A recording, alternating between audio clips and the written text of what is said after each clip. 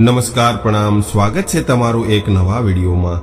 મિત્રો, આજની કહાની દરેક વ્યક્તિએ સાંભળી અને જીવનમાં ઉતારવા જેવી કહાની બનવાની છે, એટલે તમને વિનંતી છે કે આ કહાની અંત સુધી ધ્યાનથી સાંભળજો અને પસંદ આવે તો વિડીયોને લાઈક, શેર અને નવા હોય તો ચેનલને સબસ્ક્રાઇબ જરૂરથી કરજો। તો ચાલો શરૂ કરીએ આજની કહાની। રાહુલ આજે એની મમ્મીને નવો ફ્લેટ બતાવવા લઈ ગયો હતો અને ફ્લેટ જોઈને ઘરે આવ્યા બાદ એની મમ્મીએ એ ફ્લેટ ખરીદવાની ના પાડી। ત્યારે રાહુલ કહેવા લાગ્યો કે મમ્મી, તું શા માટે ના પાડી રહી છો? તું તો મારા પપ્પાનું પણ માનતી નથી। જરાક વિચાર તો કર કે 3 બેડરૂમનો ફ્લેટ અને એ પણ આટલા ઓછા ભાવમાં મળી રહ્યો છે અને એ સોસાયટીમાં શહેરના બધા જ અમીર લોકો વસવાટ કરે છે અને ક્રીમી કલ્ચર છે, આટલી બધી સિક્યુરિટી છે અને તમામ પ્રકારની એમ્યુનિટીઝ ત્યાં મોજૂદ છે। ઓટોમેટિક લિફ્ટ છે, પાવર બેકઅપ અને સ્વિમિંગ પુલ તેમજ જીમ અને ગાર્ડન અને 9મા માળેથી તને આકાશ અને શહેરનો ખૂબસૂરત નજારો જોવા મળશે। ઘરની બાલ્કનીમાં બેસીને તું શહેરનો ખૂબસૂરત નજારો માણી શકીશ અને જેવા ઘરનું તારું સપનું હતું એવું જ ઘર છે। તો પછી તું સમજતી કેમ નથી? રાહુલ રસોડામાં રસોઈ બનાવી રહેલી એની મમ્મીને સમજાવવાનો પ્રયાસ કરી રહ્યો હતો। ત્યારે જ એની મમ્મી બોલી કે બેટા, એ બધું તો બરાબર છે અને જિંદગીમાં માણી લેવા જેવું બધું જ ત્યાં મોજૂદ છે, પરંતુ મેં ત્યાં જે જોયું છે એ તમને નથી દેખાયું। એક ગેસ ઉપર દાળ ઉકળતી હતી અને બીજા ગેસ ઉપર શાક વઘારી રહેલા માધવીબેને પોતાના દીકરા રાહુલને સમજાવીને આવી રીતે જવાબ આપવાની કોશિશ કરી, પરંતુ માધવીબેનની વાતને વચ્ચે જ કાપીને એના પતિ પ્રવીણભાઈ ગુસ્સો કરીને રસોડામાં દાખલ થઈ ગયા અને કહેવા લાગ્યા કે બેટા રાહુલ, તારી મમ્મીને તો બધી જ જગ્યાએ કંઈક ને કંઈક વાંધો દેખાય છે। તારી મમ્મી તો આ જૂના અને મધ્યમ વર્ગીય ફ્લેટમાં પડ્યા રહેવાને જ લાયક છે। ત્યારે રાહુલે કહ્યું કે એવું નથી પપ્પા, તમે એને બોલવા તો દ્યો। આટલું કહીને રાહુલ પાછો એની મમ્મીને પૂછવા લાગ્યો કે મમ્મી, એ સોસાયટીમાં તને એવું શું દેખાયું હતું જે અમને નથી દેખાયું? એ જ સમયે રસોડામાં ગેસની ગરમી સાથે સરચાની ગરમી પણ જામી હતી।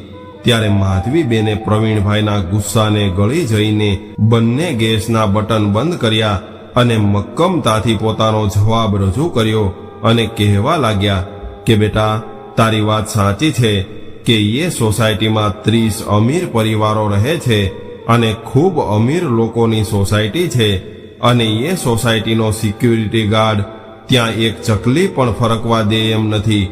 પરંતુ દીકરા, તું જરાક યાદ કર કે આપણે ત્યાં ગયા હતા ત્યારે બપોરના 2 વાગ્યા હતા અને એવા સમયે બધા જ લોકોના ઘરે જમવાનું પતી ગયું હોય અને એ સમયે ઘરમાં રસોઈની વધઘટ પણ નીકળી ગઈ હોય છે। એવા સમયે સિક્યુરિટી ગાર્ડને ચાવી આપવા માટે હું એના કેબિનમાં ગઈ હતી। ત્યારે સિક્યુરિટી ગાર્ડ એના કેબિનમાં બેસીને ભોજન કરી રહ્યો હતો અને એ ભોજનમાં શું ખાઈ રહ્યો હતો એ તને ખબર છે બેટા? એ વહેલી સવારે બનાવીને પોતાની સાથે લાવેલો જુવારનો કોરો રોટલો અને અથાણું ખાઈ રહ્યો હતો। બેટા, એ સોસાયટીમાં આટલા બધા સુખી પરિવારો રહે છે, તો પછી આખો દિવસ ઊભા રહીને ફરજ બજાવી રહેલા આ ગરીબ ચોકીદારને આ લોકો પોતાના ભોજનમાંથી થોડું ગરમ ખાવાનું ન આપી શકે? અરે દીકરા, કદાચ વારા નક્કી કરે તો પણ 30 દિવસે એક વખત એમનો વારો આવે, પરંતુ નહીં દીકરા, આ લોકો તો પોતાના માટે બેફામ ખર્ચો કરે છે અને એવા ખોટા ખર્ચા કરતા સમયે આ અમીર પ્રજાના મનમાં એવો વિચાર પણ ન આવે તો ધૂળ પડી એની અમીરી, એના પૈસા અને એવા ક્રીમી કલ્ચરમાં। અને બીજી વાત એ છે કે આપણે જે ફ્લેટ જોવા ગયા હતા એ બિલ્ડિંગની લિફ્ટની બહાર એવું બોર્ડ મારેલું હતું કે સામાન ફેરવતા મજૂરો, ડિલિવરી મેન, ધોબી વગેરે લોકોએ લિફ્ટનો ઉપયોગ ન કરવો। ત્યારે જ તે જોયું હશે કે પેલો ઝોમેટો વાળો છોકરો ડિલિવરી કરવા માટે આવ્યો હતો અને 9મો માળ ચડતી વખતે કેટલો હાંફી ગયો હતો। તો પછી દીકરા, તું જરા વિચાર કર કે જ્યારે રિનોવેશનનું કામ ચાલતું હોય અથવા તો વજનદાર સામાનની હેરફેર કરવાની હોય ત્યારે એ કારીગરો અને મજૂરોની કેવી દશા થતી હશે? શું એ બધા લોકો માણસ નથી? અને આ બધા જ લોકોને લિફ્ટનો ઉપયોગ કરવા દે તો કદાચ થોડું વધારે મેન્ટેનન્સ આવે, પરંતુ શું ત્યાં રહેવાવાળા અમીર લોકો એટલો ખર્ચો પણ નથી ઉઠાવી શકતા? દીકરા, એના પોતાના બાળકો આખો દિવસ લિફ્ટનો બિનજરૂરી ઉપયોગ કરી શકે છે. અરે, એના પાળેલા કૂતરા માટે પણ લિફ્ટનો ઉપયોગ કરી શકે છે. પરંતુ આ મહેનતકશ માણસો કે જેના વગર કોઈને ચાલી શકવાનું નથી, એવા લોકોનું લોહી સૂચવામાં આ લોકો પાછું વળીને નહીં જોવે. બેટા, જે જગ્યાએ માનવતાનું નામો નિશાન ન હોય, પોતાના સુખ માટે જ વિચારતા હોય, જ્યાં વધેલી રોટલીઓ કોઈ ભૂખ્યાના પેટમાં નહીં પરંતુ કચરામાં જતી હોય, એવા લોકો સાથે અને એવી ભૂમિ પર રહેવાનું મને નહીં ફાવે.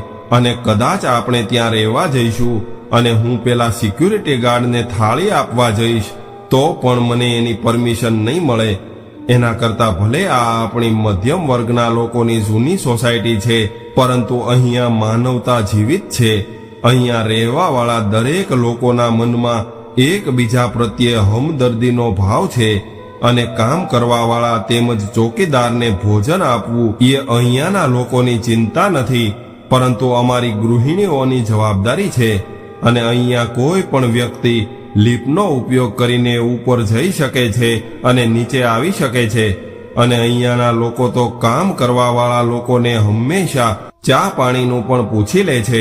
એટલે દીકરા, અમારે એવા પોશ વિસ્તારના અમીર લોકો સાથે સોનાના પિંજરામાં નથી રહેવું. એના કરતાં તો અહીંયા મારા જેવા લોકો સાથે રહીને હું મારા જીવનને સંતોષપૂર્વક માણી શકું છું. દીકરા, એવી સોસાયટીમાં રહીને 9મા માળેથી શહેરનો નજારો જોવા કરતાં તો અહીંયા એકબીજાના હૃદયમાં વસીને એકબીજાના પેટ ઠારીને રહેતા લોકો વચ્ચે જીવવાનું મને વધારે ગમશે.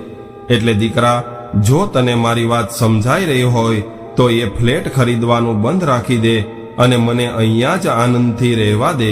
પોતાની મમ્મીની આવી વાતો સાંભળીને રાહુલ ખૂબ માનપૂર્વક એની માતાને જોઈ રહ્યો હતો અને થોડી વાર બાદ હળવેકથી એના પપ્પાના ખભે હાથ રાખીને એને રસોડાની બહાર લઈ ગયો. બહાર જઈને રાહુલ અને એના પિતાજી સોફા પર બેસી ગયા અને વિચારવા લાગ્યા કે માધવીબેનના રસોડામાં ઉકળતી દાળની સોડમ વધુ હતી કે એના વિચારોની. એ નક્કી કરવું હવે બંને બાપ દીકરા માટે અઘરું હતું. તો મિત્રો, આજની સ્ટોરી તમને કેવી લાગી કોમેન્ટમાં જરૂર જણાવજો. અને પસંદ આવી હોય તો વિડીયોને લાઈક, શેર અને નવા હોય તો ચેનલને સબસ્ક્રાઇબ જરૂરથી કરજો. હર હર મહાદેવ.